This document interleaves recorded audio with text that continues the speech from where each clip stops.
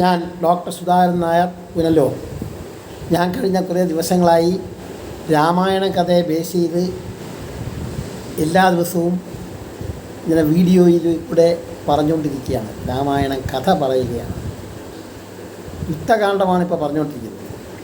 കഴിഞ്ഞ ദിവസം ഞാൻ പറഞ്ഞത് വിഭീഷണൻ്റെ ഉപദേശങ്ങളൊന്നും രാവണനോ ഇന്ദ്രജിത്തോ കേൾക്കാത്തതുകൊണ്ട് അദ്ദേഹം അതിൽ പ്രതിഷേധിച്ച് രാവണനോട് കോപിച്ച് രാവണനോട് പറഞ്ഞു, നിങ്ങളുടെ അന്ത്യം അടുത്തിരിക്കുന്നു. നിങ്ങളെ ബന്ധക്കാരും സ്വന്തക്കാരും ലങ്ക തന്നെയും രാമൻ്റെ ബാണങ്ങൾ കൊണ്ട് നശിപ്പിക്കപ്പെടും. നിങ്ങളുടെ ആയുസ് അറ്റുപോയി ഇതൊക്കെ പറഞ്ഞിട്ട് ഞാൻ ഈ ലങ്ക ഉപേക്ഷിക്കുകയാണെന്നും പറഞ്ഞ് നേരെ ശ്രീരാമൻ്റെ അടുത്ത് വരികയും ശ്രീരാമൻ്റെ അടുത്ത് അഭയം പ്രാപിക്കുകയും ചെയ്തു. അങ്ങനെ ശ്രീരാമൻ വിഭീഷണനെ സ്വീകരിച്ചു.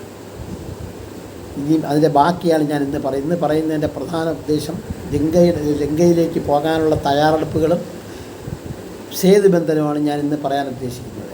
ഈ വീഡിയോ നിങ്ങൾക്ക് ഇഷ്ടപ്പെടുകയാണെങ്കിൽ ലൈക്ക് ചെയ്യുക, നിങ്ങളുടെ സുഹൃത്തുക്കൾക്കും ബന്ധുക്കൾക്കുമൊക്കെ ഷെയർ ചെയ്ത് കൊടുക്കുക. രാമായണത്തിൻ്റെ കഥ ആദ്യം തൊട്ട് അവസാനം വരെ ഞാൻ ക്രോണോളജിക്കൽ ഓർഡറിൽ പറയുകയാണ്. അപ്പോൾ ഇടയ്ക്ക് നിങ്ങൾക്ക് അറിഞ്ഞുകൊള്ളാത്ത കാര്യങ്ങളൊക്കെ ചിലത് കാണും. കൊച്ചു കാര്യങ്ങളൊക്കെ ചിലപ്പോൾ നിങ്ങളുടെ ശ്രദ്ധയിൽപ്പെടാത്തത് കാണുന്നുണ്ട്.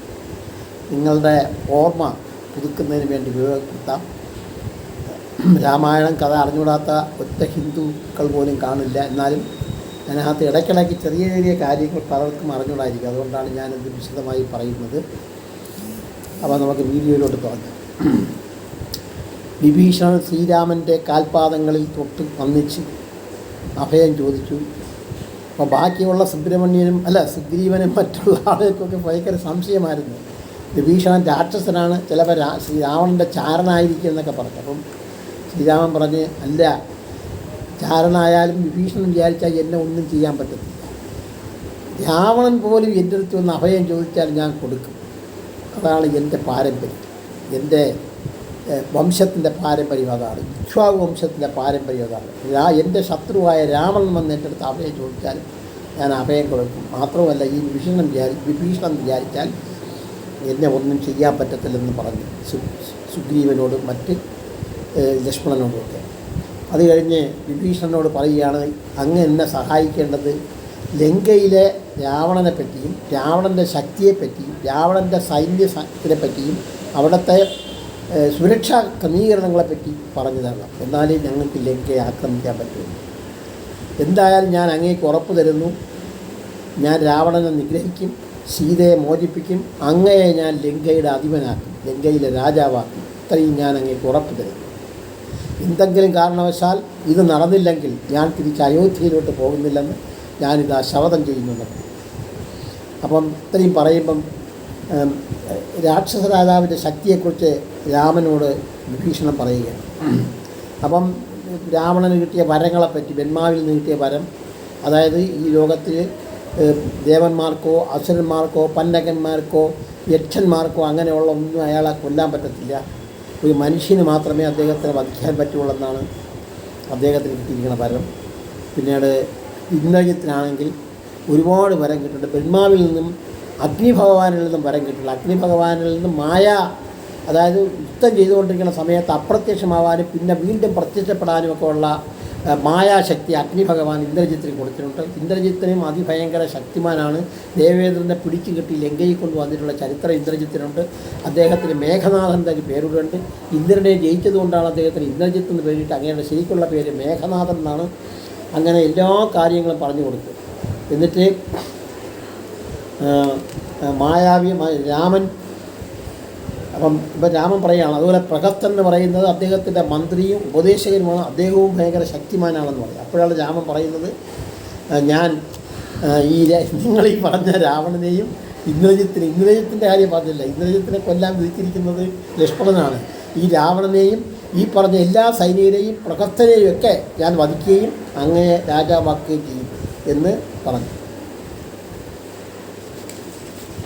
രാവണൻ എൻ്റെ അസ്ത്രത്തിൽ പാതാളത്തിൽ പോയി ഒളിച്ചാലും ബ്രഹ്മലോകത്ത് പോയി ഒളിച്ചാൽ പോലും എൻ്റെ അസ്ത്രത്തിൽ നിന്ന് അയാൾക്ക് രക്ഷപ്പെടാൻ പറ്റില്ല. അദ്ദേഹത്തിൻ്റെ പുത്രന്മാരെയും സൈന്യത്തെയും ബന്ധിജനങ്ങളെയും ഞാൻ കൊല്ലും. ഇത് സാധിച്ചില്ലെങ്കിൽ ഞാൻ തിരിച്ച് അയോധ്യയിൽ പോകത്തില്ല. അദ്ദേഹം ലക്ഷ്മണനെ വിളിച്ച് പറഞ്ഞ്, നമുക്കിപ്പം തന്നെ ശ്രീരാമൻ അത്രമാത്രം 100%, 101% ഉറപ്പാണ് രാവണനെ കൊല്ലുമെന്നും ലങ്ക പിടിച്ചെടുക്കുക. അപ്പോൾ പറഞ്ഞു, നമുക്കൊരു കാര്യം ചെയ്യാം, ഇപ്പം തന്നെ ഈ വിഭീഷണനെ രാജാവായി അഭിഷേകം ചെയ്യുക. നീ പോയി ലക്ഷ്മണനോട് പറയും, നീ പോയി നദിയിൽ പോയി കുറച്ച് ജലം കൊണ്ടുവരാൻ പറയും. അങ്ങനെ ലക്ഷ്മണൻ സമുദ്രത്തിൽ പോയി കുറച്ച് ജലം കൊണ്ടുവരും. എന്നിട്ട് പറയും, വിഭീഷണൻ്റെ കിരീടധാരണ ഇപ്പോൾ തന്നെ നീ നടത്തുന്നു പറയും. രാമൻ നടത്തത്തില്ല. കാരണം രാമൻ 14 വർഷം കാട്ടിൽ താമസിച്ചുകൊണ്ട് ഇങ്ങനെയുള്ള നല്ല ചടങ്ങുകളിലൊന്നും, അതുകൊണ്ടാണ് സുഗ്രീവൻ്റെ കിരീടധാരണത്തിലും രാമൻ പങ്കെടുക്കാത്തത്. അങ്ങനെ ലക്ഷ്മണനോട് പറഞ്ഞു. ലക്ഷ്മണൻ അദ്ദേഹത്തിനെ കിരീടധാരണം ചെയ്തു. എന്നിട്ട് സുഗ്രീവനോട് ചോദിക്കും, ഇനി നമുക്ക് എങ്ങനെയാണ് സമുദ്രം താണ്ടുന്നത്? അതാണ് ഏറ്റവും വലിയ പ്രശ്നം. നമ്മൾ സമുദ്രത്തിൻ്റെ ഇപ്പുറ കരയിലേ ആയിട്ടുണ്ട്, നമുക്ക് അപ്പുറം കിടക്കണം. അതിനെന്ത് ചെയ്യണമെന്ന് ഈ സുഗ്രീവൻ വിഭീഷണനോട് ചോദിക്കാൻ പറ്റും. അങ്ങനെ സുഗ്രീവൻ നേരെ വിഭീഷണൻ്റെ അടുത്ത് ചോദിക്കും, ഈ സമുദ്രം കടക്കുന്നതിൻ്റെ വഴി എന്താണെന്ന് അങ്ങയുടെ അഭിപ്രായം ചോദിക്കാൻ രാമൻ പറഞ്ഞു എന്ന് പറയും. അപ്പം വിഭീഷണൻ പറയുകയാണ്, ഈ സമുദ്രം ഉണ്ടായത് തന്നെ സകല സഹോദരന്മാരുടെ ഫലമായിട്ടാണ്. അതായത് ഇക്ഷ്വാകു വംശത്തിൻ്റെ ആദ്യത്തെ സകല സഹോദരന്മാരാണ് ഈ അതിനാണ് സാഗരം എന്ന് പേര് കിട്ടിയത്. ഈ സാഗരത്തിൽ ഭൂമിയിലോട്ട് കൊണ്ടുവരും. അതുകൊണ്ട് സമുദ്രത്തിൻ്റെ അധിപനോട് രാമൻ പ്രാർത്ഥിച്ചാൽ മതി, സമുദ്രത്തിൻ്റെ അധിപൻ വഴി പറഞ്ഞു തരും. അങ്ങനെ സുഗ്രീവൻ രാമനെ സമീപിച്ചിട്ട് പറഞ്ഞ്, വിഭീഷണൻ പറഞ്ഞ്, സമുദ്രം ഇക്ഷ്വാകു വംശത്തിലെ രാജാക്കന്മാരായ സകല രാജാക്കന്മാരുടെ ഫലമായിട്ടാണ് സമുദ്രം ഉണ്ടായത്. സമുദ്രാധിപനോട് അങ്ങ് പ്രാർത്ഥിച്ചാൽ മതി, സമുദ്രാധിപൻ പ്രത്യക്ഷപ്പെടുകയും സമുദ്രം കിടക്കാനുള്ള വഴി പറഞ്ഞു തരികയും ചെയ്യും എന്ന് പറഞ്ഞു. അപ്പം പറഞ്ഞ്, ശരി എങ്കിൽ ഞാൻ പ്രാർത്ഥിക്കാമെന്ന് പറഞ്ഞ് ദർഭപ്പുല്ല് കൊണ്ടുവരാൻ പറയും. അങ്ങനെ മണലിൽ ദർഭപ്പുല്ല് വിരിച്ച് അദ്ദേഹം സമുദ്രദേവനെ പ്രാർത്ഥിച്ചുകൊണ്ട് 3 രാവും 3 പകലും ആ മണലിൽ ദർഭപ്പുല്ല് വിരിച്ച് കിടന്ന് പ്രാർത്ഥിക്കും. എന്നിട്ടും സമുദ്രദേവൻ പ്രത്യക്ഷപ്പെട്ടില്ല. അപ്പോൾ അദ്ദേഹത്തിന് അതിയായ ദേഷ്യം വരും, കോപം വരും. ഇവിടെ അങ്ങനെ ഇദ്ദേഹം കടന്നുകൊണ്ടിരിക്കുകയാണ്. ആ സമയത്ത് വേറെ ചില സംഭവ വികാസങ്ങളും ഉണ്ടായി. ശ്രീരാമൻ്റെ കോപം വരുന്നതിന് മുമ്പ് ഒരു രാക്ഷസമുണ്ട്. അപ്പോൾ ഈ വാനരപ്പടയൊക്കെ എങ്ങനെയുണ്ട്, വാനരപ്പടയെ നിരീക്ഷിക്കാനായിട്ട് ഒരു രാക്ഷസനുണ്ട്. അയാൾ വന്ന് രാവണൻ്റെ ചാരനായി. അയാളുടെ പേര് ശാർദൂലൻ എന്നായിരുന്നു. ശാർദൂലൻ എന്ന് പറയുന്ന ചാരൻ വന്ന് ഈ വാനരപ്പടയും ശ്രീരാമനെയും ലക്ഷ്മണനെയും വിഭീഷണനെയൊക്കെ കണ്ടു. അവിടെ പോയി തിരിച്ച് അയാൾ ആകാശത്തോടെ പറന്ന് ലങ്കയിൽ. എന്നിട്ട് രാവണൻ്റെ അടുത്ത് ഇത് പറയുകയാണ്, പ്രഭു, ഞാൻ രാമനെ കണ്ടു, ലക്ഷ്മണനെ കണ്ടു, വിഭീഷണനെ കണ്ടു. അവരെല്ലാം സമുദ്രത്തിൻ്റെ അപ്പുറത്ത് ഉണ്ട്. എന്നുവെച്ചാൽ നമ്മുടെ ലങ്കയുടെ അക്കരയിൽ സമുദ്രത്തിൻ്റെ അവിടെ ഉണ്ട്. അവർ യഥാർത്ഥത്തിൽ സീതാദേവി ഇരിക്കുന്ന ഇരിപ്പിടം കണ്ടുപിടിച്ചു. ഹനുമാമെന്ന് പറഞ്ഞു കൊടുത്തു. അവർ സമുദ്രക്കരയിൽ പാർക്കുകയാണ്. ആ സൈന്യമെന്ന് പറഞ്ഞാൽ ഒരുപാടുണ്ട്. ഏകദേശം 10 യോജന മരങ്ങളും കാടുകളും മണൽക്കാടുകളും എല്ലാം നിറഞ്ഞ് വാനന്മാരാണ്. വാനന്മാരെ കൊണ്ട് ഭൂമി നിറഞ്ഞതുപോലെ തോന്നും. 10 യോജനയുണ്ട് വാനന്മാരുടെ. അത് നമ്മൾ വിചാരിക്കുന്നതിനേക്കാൾ ഭയങ്കര ഭീകരമാണ് അവരുടെ അവസ്ഥ. അപ്പോൾ രാവണൻ ഇത് കേട്ടപ്പോൾ തന്നെ ഒരു ചെറിയ ഭയം തോന്നിയിട്ട് രാമൻ ഉടൻ തന്നെ ശുഗൻ എന്ന് പറയുന്ന ഒരു രാക്ഷസനെ വിളിച്ച് പറയും, നീ ഒരു കാര്യം ചെയ്യും, ഇതൊക്കെ നയിക്കുകയൊക്കെ ചെയ്യുന്ന രാമനാണെങ്കിൽ സുഗ്രീവനാണല്ലോ ഇതിൻ്റെയൊക്കെ നേതാവ്. സുഗ്രീവന് കൊടുക്കാൻ ഞാനൊരു സന്ദേശം തരാം, നീ അത് കൊണ്ടുപോയി സുഗ്രീവന് കൊടുക്കണം. അപ്പം സുഗ്രീവൻ്റെ അടുത്ത് പോയി പറയാനായിട്ട് ഈ ശുഗൻ വരും. അപ്പോൾ ശുഗനെ കണ്ടോളം തന്നെ ഈ വാനരന്മാരെല്ലാം അദ്ദേഹത്തിനെ ആക്രമിക്കാൻ ശ്രമിച്ചു. അപ്പോൾ അല്ല, നിങ്ങൾ എന്നെ ഒന്നും ചെയ്യരുത്, ഞാൻ ഒരു ദൂതൻ മാത്രമാണ്, ഞാൻ ചാരനല്ല, ഞാൻ രാജാവിനോട്, അതായത് നിങ്ങളുടെ സുഗ്രീവനോട് ഒരു വിവരം പറയാനായിട്ട് വന്നതാണ്. അപ്പോൾ സുഗ്രീവൻ വന്ന് പറയാൻ, ശരിയെങ്കിൽ നീ പറയുന്നു പറയും. അപ്പോൾ ഞാൻ ഈ പറയാൻ പോകുന്നത് എൻ്റെ അഭിപ്രായമല്ല, രാവണൻ എന്നോട് പറഞ്ഞയച്ച കാര്യം ഞാൻ ഇവിടെ പറയുന്നതേ ഉള്ളൂ, ദയവ് ചെയ്ത് എന്നെ ഉപദ്രവിക്കരുത്, എന്നോടൊന്നും പോകരുത് എന്ന് പറഞ്ഞിട്ട് പറയുകയാണ്, ഹേ വാനര രാജാവേ, അങ്ങ് വൃക്ഷരജസിൻ്റെ പുത്രനാണല്ലോ. ശ്രേഷ്ഠമായ ഒരു വംശത്തിൽപ്പെടുന്നതാണ് അങ്ങ്. ബാലിയുടെ സഹോദരനാണ് അങ്ങ്. എന്നെ സഹോദരനെ പോലെ കണക്കാക്കണം. എനിക്ക് അങ്ങയോട് യാതൊരു വിരോധവുമില്ല, അങ്ങയ്ക്ക് എന്നോട് യാതൊരു വിരോധവുമില്ല. നമ്മൾ തമ്മിൽ എന്താണ് പ്രശ്നം? അയോധ്യ രാജാവായ അയോധ്യയിലെ രാജകുമാരനായ രാമൻ്റെ ഭാര്യയെ ഞാൻ കട്ടുകൊണ്ടുവന്നത് നിങ്ങൾക്കെന്താ ഇത്ര നഷ്ടം? നിങ്ങളെ ആരുമല്ലല്ലോ രാമൻ, നിങ്ങളെ ആരുമല്ലല്ലോ സീത. അതുകൊണ്ട് നിങ്ങൾ ഈ വാനരന്മാരെയൊക്കെ വിളിച്ചുകൊണ്ട് അങ്ങ് നിങ്ങളുടെ രാജ്യത്ത് പോകണം. ദയവ് ചെയ്ത് എന്നോട് ദേഷ്യപ്പെടരുത്, എന്നോട് ഒരു സഹോദരനോടുള്ളതുപോലെ സ്നേഹിക്കാം. ഇതാണ് അങ്ങ് പറഞ്ഞയച്ചത്. അപ്പോൾ തന്നെ എല്ലാവരും ഇത് പറഞ്ഞ ഉടൻ തന്നെ ഇദ്ദേഹം ഉണ്ടല്ലോ വീണ്ടും ഈ പറഞ്ഞത് ആദ്യം പറഞ്ഞത് സുഗ്രീവനോട് പറഞ്ഞത് വീണ്ടും സൈന്യത്തിൻ്റെ അടുത്തോട്ട്, വാനര സൈന്യത്തിൻ്റെ അടുത്തോട്ട് വീണ്ടും ചെന്ന് ശുഗർ ഇത് ആവർത്തിച്ച് പറഞ്ഞു. അപ്പം വാനരന്മാരെല്ലാം കൂടെ ഇങ്ങനെ മുട്ടി ചുരുട്ടി ഇടിച്ച് ഇയാളെ ഉപദ്രവിക്കാൻ തുടങ്ങി. ഉടൻ തന്നെ ഇയാൾ, അല്ലയോ രാമ, ഞാൻ വെറും ദൂതനാണ്, എന്നതായ ഉപദ്രവിക്കുന്നേ, എന്നെ കൊല്ലുന്നതെന്നെ കിടന്ന് വിളിച്ച്. ഉടൻ തന്നെ രാമൻ പറയും അയാൾ ദൂതനാണ്, അയാൾ ഒന്നും ചെയ്യരുത്. എന്നിട്ട് അയാൾ അങ്ങ് ആകാശത്തിലോട്ട് പറന്ന് പോയിട്ട് പറയും, രാമ, അങ്ങ് മനുഷ്യകുലത്തിൽ ഏറ്റവും ശ്രേഷ്ഠനാണ്, എനിക്ക് അങ്ങയോട് നന്ദിയുണ്ട്, എന്നുവെച്ചാൽ എന്നെ രക്ഷിച്ചേരും. എന്നിട്ട് പറയും ഞാൻ അവിടെ ചെന്ന് രാവണനോട് എന്താണ് പറയേണ്ടത് എന്ന് പറയും. അപ്പം സുഗ്രീവൻ പറഞ്ഞ് ഞാൻ പറഞ്ഞുതരാം, ഞാൻ ഈ പറയും പോലെ ചെന്ന് പറയാൻ പറഞ്ഞു. അങ്ങയ്ക്ക് എന്നോടൊരിക്കലും മിത്രമാകാൻ കഴിയില്ല. അങ്ങ് എനിക്കൊരു ഉപകാരവും ചെയ്തിട്ടില്ല, എന്നാൽ രാമൻ എനിക്ക് ഉപകാരം ചെയ്തിട്ടുണ്ട്. ഞാനിപ്പോൾ രാജാവായിട്ടിരിക്കുന്നതിന് കാരണക്കാരൻ രാമനാണ് എൻ്റെ സഹോദരനെ ഭാര്യയെ വധിച്ചാൽ എനിക്ക് രാജ്യം തന്നെടുത്തു. അങ്ങ് എനിക്കൊന്നും ചെയ്യുന്നതല്ല. രാമൻ എൻ്റെ മിത്രമാണ്, അങ്ങ് രാമൻ്റെ ശത്രുവാണ്. എൻ്റെ മിത്രത്തിൻ്റെ ശത്രു എൻ്റെ ഈ ശത്രുവാണ്. അതുകൊണ്ട് അങ്ങ് എൻ്റെ ശത്രുവാണ്. യാതൊരു കാരണവശാലും അങ്ങുമായി യാതൊരു തരത്തിലുള്ള മമതയും യാതൊരു തരത്തിലുള്ള സ്നേഹവും വരാൻ ഞാൻ ആഗ്രഹിക്കുന്നില്ല. രാമനും ഞങ്ങളുടെ സൈന്യവും കൂടെ ഉടൻ തന്നെ ലങ്കയിലെത്തുകയും അങ്ങയെ വധിക്കുകയും സീതാദേവിയെ മോചിപ്പിക്കുകയും ചെയ്യും. ഇങ്ങനെ പോയി പറയാൻ പറ്റും. അപ്പം ഉടനെ കുറച്ച് വാനരന്മാർ പറഞ്ഞ്, അങ്കദൻ പറഞ്ഞ്, യമൻ ചിലപ്പോൾ ദൂതനായിരിക്കത്തില്ല, യമൻ ഇപ്പോൾ അവിടെ ചെന്ന് കഴിഞ്ഞാൽ നമ്മളിവിടുത്തെ എല്ലാ കാര്യങ്ങളും അവൻ അവിടെ ചെന്ന് പറയും. യാതൊരു കാരണവശാലും ഇവനെ ലങ്കയിലോട്ട് വിടാൻ പാടില്ല, നമുക്കവനെ കൊല്ലാമെന്ന്. അപ്പോൾ ശ്രീരാമൻ പറയും യാതൊരു കാരണവശാലും കൊല്ലണ്ട എന്ന് പറയും. അങ്ങനെ അയാളങ്ങ് പോകും. അപ്പോൾ അങ്ങനെ പോകുമ്പോൾ പറയും അങ്ങനെ വിട്ടാൽ ശരിയാകത്തില്ല, ഇവനെ നമുക്ക് വിടണ്ട, നമുക്ക് ഇവനെ ഇവിടെ പിടിച്ച് നിർത്താമെന്ന്. അങ്ങനെ ഈ അവിടെ തടവിലാക്കും. അപ്പം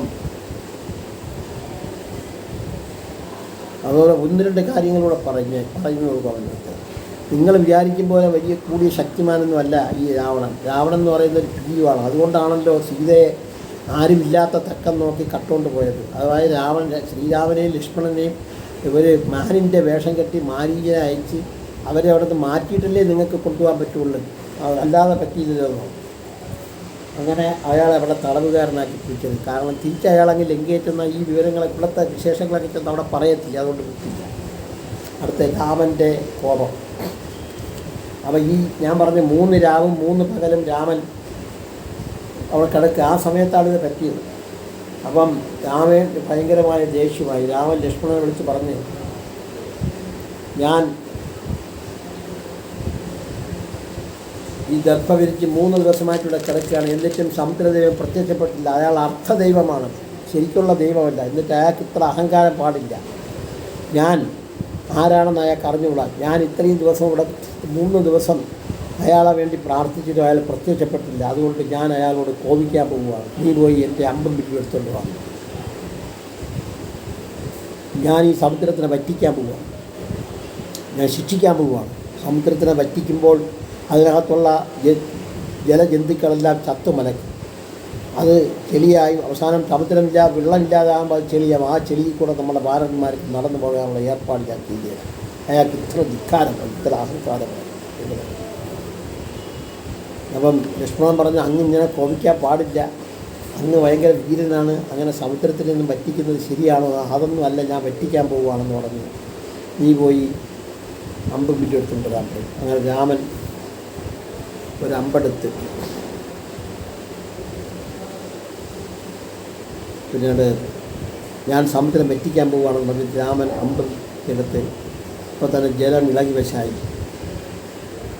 രാമൻ അമ്പ ചെയ്ത് സമുദ്രം വറ്റിക്കാൻ പോകുന്നു. അപ്പോൾ രാമൻ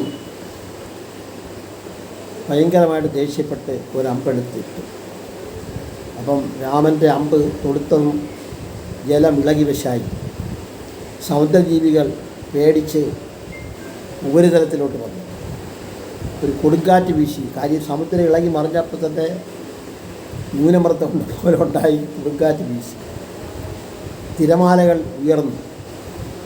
ഇന്ത്യാപർവ്വതവും മന്ദരപർവ്വതത്തിൻ്റെയും ശാഖകൾ സമുദ്രത്തിലോട്ട് പോയി. സമുദ്രത്താൽ വലിച്ചെറിയപ്പെട്ടു. ഇപ്പം രാമൻ്റെ കോപം ശമിപ്പിക്കാൻ ലക്ഷ്മണൻ ശ്രമിച്ചു. എന്നിട്ട് രാമനോട് പറഞ്ഞു, കോപമടക്കും, ഇനി ഒന്നും ചെയ്യരുത്, അതുകൊണ്ട് ഇനി ഒന്നും ചെയ്യരുതെന്ന് പറഞ്ഞു. അപ്പോൾ ആകാശത്തിൻ്റെ അശരീരി കേട്ടു, രാമ, സമുദ്രത്തിനെ വറ്റിക്കാനുള്ള ശ്രമം ഒഴിവാക്കൂ, സമുദ്രത്തിനെ വറ്റിക്കരുത്, അതുകൊണ്ട് ഒരുപാട് കുഴപ്പങ്ങളുണ്ടെന്നൊക്കെ അശരീരി കേട്ടു. ശ്രീരാമൻ്റെ കോപം അതിഭയങ്കരമായതുകൊണ്ട് അത് കേട്ടില്ല ശ്രീരാമൻ. അദ്ദേഹം സമുദ്രത്തിനെ വറ്റിക്കാൻ തന്നെ പോവുകയാണ്. ഈ വാക്ക് കേട്ടില്ല. എന്നിട്ട് പറയും, ഹേ സമുദ്രമേ, ഞാൻ അങ്ങയെ വറ്റിക്കും, പാതാളം വരെ എല്ലാം നശിപ്പിക്കും, അങ്ങയുടെ മേൽ ചത്തുമലർന്ന ജന്തുക്കൾ നിറയും, എൻ്റെ സൈന്യം അതുവഴി നടന്നു. രാമൻ വില്ല് കയ്യിലെടുത്ത് ഒരസ്ത്രം തൊടുത്ത് അതിൽ ഭയാനകമായ ബ്രഹ്മാസ്ത്രത്തെ അഭിമന്ത്രിക്കാൻ തുടങ്ങി. അപ്പോൾ ഭൂമിയും ആകാശവും ഭയപ്പെട്ടു. പർവ്വതങ്ങൾ ഇളകാൻ തുടങ്ങി. ലോകം മുഴുവൻ ഇരുട്ടായി. നദികളും തടാകങ്ങളും കലങ്ങി മറിഞ്ഞു. സൂര്യനും ചന്ദ്രനും സഞ്ചാരപഥത്തിൽ നിന്ന് തെന്നിമാറി. നക്ഷത്രങ്ങൾ ആകാശത്ത് പ്രത്യക്ഷപ്പെട്ടു. രാത്രി പോലെയായി.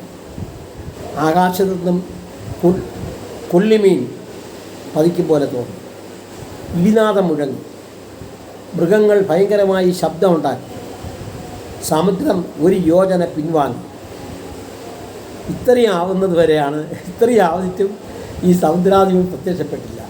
അപ്പോൾ ഈ സമുദ്രം ഒരു യോജന എന്ന് പറഞ്ഞാൽ ഞാൻ ഇന്നാൾ പറഞ്ഞു 9 മൈലാണ്, അല്ലെങ്കിൽ 13 കിലോമീറ്ററാണ്. അപ്പോൾ 13 കിലോമീറ്റർ സമുദ്രം ഉള്ളിലോട്ട് വലിഞ്ഞു. അപ്പോൾ സമുദ്രാധിപൻ പ്രത്യക്ഷപ്പെട്ട് അദ്ദേഹം ഒരു തിരമാല, ഏറ്റവും പൊക്കത്തിലുള്ള തിരമാലയുടെ മുകളിൽ അദ്ദേഹം പ്രത്യക്ഷപ്പെട്ടു. അദ്ദേഹം ഭയങ്കര തേജസ്വരൂപിയാണ് പ്രത്യക്ഷപ്പെട്ടത്. മന്ദരപർവ്വതത്തിൽ നിന്ന് സൂര്യൻ ഉദിച്ചു പൊങ്ങുന്ന പോലെയാണ് അദ്ദേഹത്തിൻ്റെ ആ പ്രവേശം കണ്ടത്. പവിഴം, രക്തം ഒക്കെ ഉള്ള ആഭരണങ്ങൾ അദ്ദേഹം ധരിച്ചിരിക്കുന്നു. പട്ട് വസ്ത്രം ധരിച്ചിരിക്കുന്നു. അപ്പോൾ സമുദ്ര സർപ്പങ്ങൾ അദ്ദേഹത്തിൻ്റെ ചുറ്റും ഉണ്ടായിരുന്നു. അദ്ദേഹത്തിൻ്റെ ഭാര്യമാരത്തുള്ള നദികളാണ്. ആ നദികളും ഒപ്പം ചേർന്നു. അദ്ദേഹം രാമനെ വണങ്ങി. ഈ കോപമടക്കൂ രാമ, ഭൂമി, ആകാശം, അപ്പ്, വായു എന്നീ പഞ്ചലോകങ്ങൾക്ക് ഒരു നിയമമുണ്ട്, പ്രകൃതി നിയമമുണ്ട്. പ്രകൃതി നിയമം ലംഘിച്ച് ഞങ്ങൾക്കൊന്നും ഒന്നും ചെയ്യാൻ പറ്റത്തില്ല. അങ്ങൾക്കത് അറിയാമല്ലോ. എന്നെ കടന്നു പോകാൻ അങ്ങേക്ക് സാധ്യമല്ല. തിരമാലകളെ എനിക്ക് നിയന്ത്രിക്കാൻ കഴിയില്ല. എന്നാൽ അങ്ങയുടെ സൈന്യങ്ങളെ ഈ സമുദ്രം കടത്തിവിടാൻ ഞാൻ സഹായിക്കാം. അല്ലാതെ എനിക്ക് സമുദ്രത്തിൽ അങ്ങേക്ക് സ്ഥലം തരാൻ പറ്റത്തില്ല. സമുദ്രം മാറിപ്പോകാൻ സമ്മതിക്കത്തില്ല. തിരമാലകൾ ഇല്ലാതാക്കാൻ എനിക്ക് പറ്റത്തില്ല. ഇതൊക്കെ പ്രകൃതി നിയമമാണ്, അതൊന്നും മാറ്റാൻ പറ്റില്ല. പക്ഷേ ഞാൻ സഹായിക്കാം. അങ്ങയുടെ രാമൻ രാമൻ ബ്രഹ്മാസ്ത്രം എടുത്ത് പ്രയോഗിച്ചപ്പോൾ അത് നേരെ ദ്രുമകല്യയിലേക്ക് ആ അസ്ത്രം തൊടുത്തു വിട്ടു. അപ്പം സ്വർഗവാസികൾക്കെല്ലാം ഭയങ്കര സന്തോഷമായി. പക്ഷേ ഭൂമിക്ക് പീഡനം അനുഭവിക്കേണ്ടി വന്നു. ഭൂമിയിലൊരു ഭയങ്കര വിള്ളലുണ്ടായി. ആ വിള്ളലിൽ കൂടെ പാതാള ജലം പൊന്തി വന്നു. അത് സമുദ്രത്തിലെ ഉപ്പുവെള്ളം പോലത്തെ വെള്ളമായിരുന്നു. അങ്ങനെ ആ വെള്ളത്തിന് ഉള്ള ആ സ്ഥലത്തിന് വ്രണകൂപമെന്ന് പേരുണ്ടായി. എന്നിട്ട് രാമൻ അസ്ത്രങ്ങൾ കൊണ്ട് ആ വെള്ളം വറ്റിച്ചു. എന്നിട്ട് ആ സ്ഥലത്തിന് മരുകാന്തരം മരുകാന്തരം എന്നാണ് ഇപ്പോൾ പേര് പറയുന്നത്. അതൊരു പുണ്യ സ്ഥലമായി മാറി. അവിടെ ഒരുപാട് ഔഷധ ചെടികളൊക്കെ വളർന്ന് വലുതായി. എന്നിട്ട് സുഹൃത്തിന് രാമനോട് പറഞ്ഞു, ഈ നളൻ എന്ന വാനരൻ വിശ്വകർമാവിൻ്റെ മകനാണ്. അദ്ദേഹം ഭയങ്കരമായ ഒരു ശില്പിയാണ്. അദ്ദേഹം നിങ്ങൾക്ക് ഒരു പാലം ഉണ്ടാക്കിത്തരും. സമുദ്രത്തിൽ കൂടെ ഒരു പാലം ഉണ്ടാക്കിത്തരും. അതിന് അദ്ദേഹത്തിന് വലിയ താമസമൊന്നും വേണ്ട, ഞാൻ ചെയ്യാം. അദ്ദേഹം ഉണ്ടാക്കുന്ന പാലം യാതൊരു കാരണവശാലും സമുദ്രം എടുക്കത്തില്ല. അത് യാതൊരു കേടും പറ്റാതെ ഞാൻ നോക്കുന്നതാണ്. ഇത്രയാണ് എനിക്ക് ചെയ്യാൻ പറ്റുന്നത്. അദ്ദേഹം സമുദ്രത്തിന് മേൽ ഉണ്ടാക്കുന്ന പാലത്തിന് ഒരു കേടും വരാതെ ഞാൻ നോക്കാം. മൃഗങ്ങളെന്ന് വെച്ചാൽ സമുദ്രജീവികളായ തിമിംഗലവും പിന്നെ സ്രാവും ഒന്നും വന്ന് ആ പാലത്തിൽ തട്ടുകയോ മറ്റ് വാനരന്മാരെ പിടിച്ച് തിന്നുകയോ ഒന്നും ചെയ്യാതെ ഞാൻ നോക്കും. അപ്പം ജലജന്തുക്കളിൽ നിന്ന് യാതൊരു ശല്യവും ഉണ്ടാകത്തില്ല വാനരന്മാർക്ക്. ഈ പാലത്തിന് യാതൊരു കേടുപാട് സംഭവിക്കാതെ ഞാൻ നോക്കിക്കോളാം. അദ്ദേഹം നളനോട് പറഞ്ഞാൽ മതിയെന്ന്. അങ്ങനെ നളൻ ചിരിച്ചുകൊണ്ട് ശ്രീരാമൻ്റെ അടുത്ത് വന്നിച്ചു. അപ്പോൾ ശ്രീരാമൻ ചോദിക്കും, അങ്ങെന്താ ചിരിക്കുന്നതെന്ന്. അല്ല, ആദ്യമൊക്കെ അങ്ങ് പ്രാർത്ഥിച്ചു, 3 ദിവസം ദർപ്പപുലി കിടന്ന് പ്രാർത്ഥിച്ചിട്ടും ഈ സമുദ്രദേവൻ പ്രത്യക്ഷപ്പെട്ടില്ലല്ലോ. പക്ഷേ അങ്ങ് ചെയ്യേണ്ടത് ചെയ്തപ്പോഴും അങ്ങ് അമ്പ ചെയ്യാൻ തുടങ്ങി. ഇത്രയും കുഴപ്പങ്ങൾ വന്നപ്പോഴാണല്ലോ അദ്ദേഹത്തിന് പൊങ്ങി വരാൻ തോന്നിയത്. അതാണ് ഞാൻ ചിരിച്ചത്. 2, അദ്ദേഹം എൻ്റെ കഴിവുകൾ അദ്ദേഹം മനസ്സിലാക്കിയല്ലോ. എനിക്ക് വേണമെങ്കിൽ അറിയാമായിരുന്നു, നേരത്തെ ഇങ്ങനൊരു പാലം കെട്ടാൻ എനിക്ക് അറിയാമായിരുന്നു. പക്ഷേ ഞാൻ അത് പറഞ്ഞതിനേക്കാളും സമുദ്രദേവൻ വന്ന് പറഞ്ഞല്ലോ, എന്നെപ്പറ്റി പറഞ്ഞപ്പോഴാണ് അങ്ങനെ എനിക്ക് മനസ്സിലായത്. അതുകൊണ്ടാണ് ഞാൻ ചിരിച്ചത്. ശരി, എങ്കിൽ പാലം പണിയാനുള്ള വിളംബരം ഞാൻ ചെയ്യുന്നു. പാലം പണിതൊന്നു, പാലം പണി ആരംഭിക്കാം.